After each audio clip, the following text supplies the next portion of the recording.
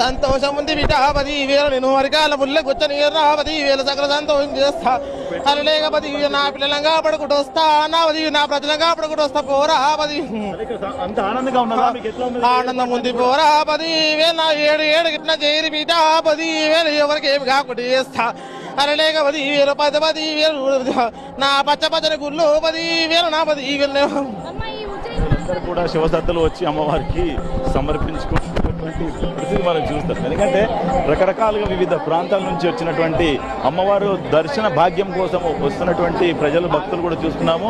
కానీ మొత్తం మీద ఇక్కడ సికింద్రాబాద్ ఉజ్జయిని మహాకాళి అమ్మవారిని దర్శించుకోవడానికి కూడా వివిధ ప్రాంతాల నుంచి వస్తున్నారు. ఎందుకంటే అందరూ కూడా ఇక్కడ అన్ని రకాలైనటువంటి ఏర్పాట్లు చేసిందని కూడా చెప్పుకోవచ్చు. ఎలాంటి ఇప్పటివరకు కూడా ఉదయం నుంచి ఇప్పటివరకు కూడా ఎలాంటి ఇబ్బందులు తలెత్తకుండా అన్ని జాగ్రత్తల చర్యలతో నడుమ ఒక భక్తులు కూడా కొనసాగుతున్నారని కూడా చెప్పుకోవచ్చు.